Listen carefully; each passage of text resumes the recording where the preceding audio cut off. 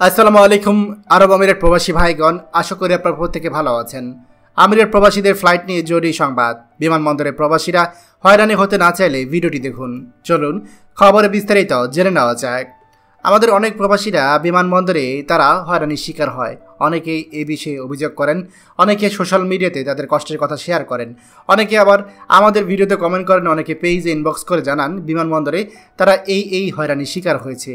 এমন ঘটনা আমরা প্রায়ই দেখে থাকি। তবে এই ঘটনাগুলো থেকে আপনি মুক্তি পেতে পারেন যদি আপনি বিমানবন্দর সম্পর্কে বা ফ্লাইটের বেশ কিছু নিয়মকানুন আগে থেকে জেনে থাকেন। আমাদের এক প্রবাসী তিনি বলছিলেন যে আমি ফ্লাইটে করে এক বোতল মধু নেওয়ার জন্য চেষ্টা করেছিলাম, কিন্তু বিমানবন্দরে সেই মধু রেখে দিয়েছে। আমাদের এই হয়রানির শেষ কোথায়? দেখুন, আমাদের প্রবাসীরা যারা বিদেশে যাবেন তারা অনেকেই এই সিম্পল জিনিসগুলো জানেন না। এটা আসলে তাদের দোষ না, এটা আমাদেরই দোষ। আমরা তাদের সাথে এই জিনিসগুলো শেয়ার করি না। তাই চেষ্টা করছি আপনাদেরকে এই সংক্রান্ত কিছু আইন জানিয়ে দেওয়ার জন্য। দেখুন, আপনারা যারা বিদেশে যাবেন, আপনি যদি কোনো জিনিস তরল পদার্থ নিয়ে যেতে চান, আপনি সেটা নিয়ে যেতে পারবেন, কোনো সমস্যা নেই।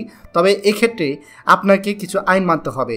আপনি ধরেন মধু, আপনি ধরেন তেল, এই জিনিসগুলো যদি নিতে চান তাহলে এগুলো কোনোভাবেই আপনার যে হ্যান্ড লাগেজ বা ক্যারি লাগেজ, যেটা আপনি সাথে করে নিয়ে বিমানে উঠেন, যেটা ওজন থাকে 7 কেজির মতো, সেইটাতে কোনো রকম কোনো লিকুইড রাখতে পারবেন না।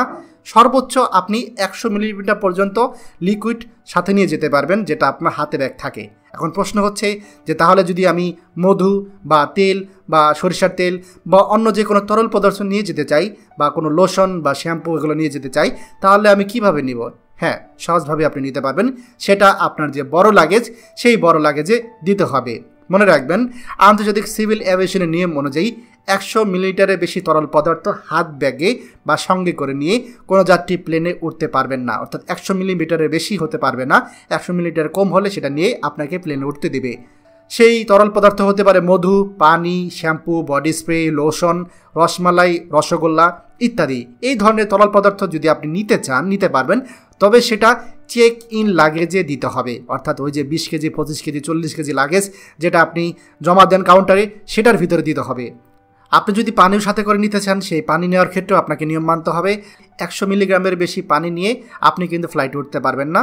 আপনি সাথে করে যদি তরল পদার্থ বা লিকুইড নিয়ে উঠতে চান, পানি বোতল নিতে চান, আপনি 100 মিলিগ্রাম পর্যন্ত নিতে পারবেন। এর বেশি নেওয়ার দরকারও নেই, কারণ বিমানে যারা আপনার এয়ার হোস্টেস রয়েছে তারা কিন্তু আপনাকে নর্মালি খাওয়ার জন্য পানি দিবে। তো পানির বোতল নিয়ে ওঠার দরকার নেই। তো আশা করছি আমাদের প্রবাসীরা যারা বিদেশে যাচ্ছেন এই জিনিসগুলো মাথায় রাখবেন, তাহলে বিমানবন্দরে আপনাদেরকে হয়রানির শিকার হতে হবে না। বিশেষ করে মধ্যপ্রাচ্যের প্রবাসীরা এই জিনিসগুলো একটু বেশি মাথায় রাখবেন। ভিডিওটা দয়া করে আমাদের সকল প্রবাসীদের সাথে শেয়ার করুন।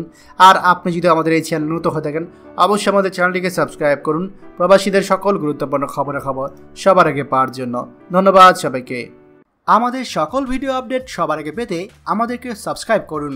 সাবস্ক্রাইব করতে সাবস্ক্রাইব বাটনে ক্লিক করুন এবং বেল আইকনটি চাপুন, যাতে আমাদের কোনো লেটেস্ট ভিডিও আপনি মিস না করুন।